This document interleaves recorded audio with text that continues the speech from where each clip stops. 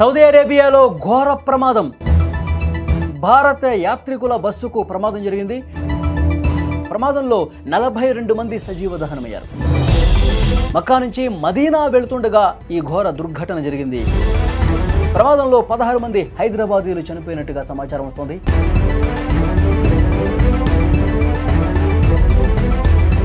పవిత్ర ఉమ్రా యాత్రకు వెళ్లిన భారతీయ భక్తుల జీవితాలను సౌదీ అరేబియాలో జరిగిన ఘోర రోడ్డు ప్రమాదం బలికొంది. మక్కా నుంచి మదీనాకు వెళుతున్న ఒక ప్యాసింజర్ బస్సు సోమవారం తెల్లవారుజామున డీజిల్ ట్యాంకర్ను ఢీకొట్టడంతో పెద్ద ఎత్తున మంటలు చెలరేగాయి. క్షణాల్లో బస్సు మొత్తం మంటలు వ్యాపించగా అందులో ఉన్న 42 మంది భారతీయ యాత్రికులు సజీవ దహనమయ్యారు. ఇందులో ఎక్కువగా 16 మందికి పైగా హైదరాబాద్ వాసులే ఉన్నారని ప్రాథమికంగా సమాచారం వస్తోంది.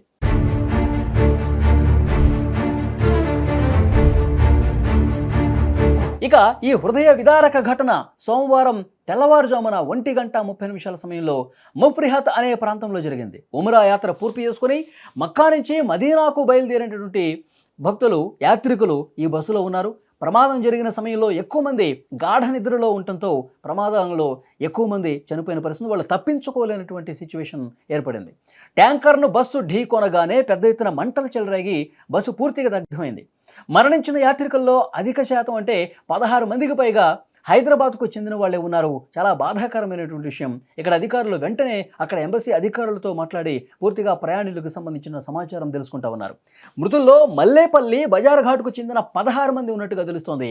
మరింత సమాచారం ఇంకా రావాల్సి ఉంది. 20 మంది మహిళలు, 11 మంది చిన్నారులు ఉన్నారు. ఈ విషాదంలో కుటుంబాలే ప్రాణాలు కోల్పోయినటువంటి పరిస్థితి ఉంది.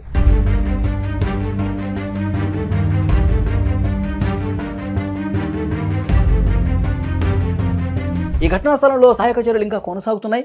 అధికారులు మృతుల సంఖ్యను ధృవీకరించే పనిలో ఉన్నారు. సౌదీ వర్గాలతో కూడా మాట్లాడుతూ ఉన్నారు.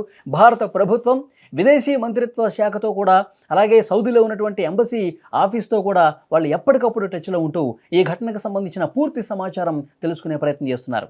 మృతులు, గాయపడిన వారి వివరాలు సేకరించి కుటుంబాలకు సమాచారం అందించేందుకు తెలంగాణ ప్రభుత్వం కూడా సౌదీ అధికారులతో సమన్వయం చేసుకుంటోంది. కేసు నమోదు చేసి పోలీసులు దర్యాప్తు కూడా చేస్తున్నారు. ప్రమాదానికి గల కారణాలు ఏంటన్న దానికి సంబంధించి కూడా విచారణ జరుగుతుంది. ఎవరిది తప్పు, డీజిల్ ట్యాంకర్దా లేకపోతే ఈ బస్సుది తప్ప, ఏం జరిగిందనేది కూడా పూర్తిగా ఇన్వెస్టిగేషన్లో బయటకు వచ్చే అవకాశం ఉంది.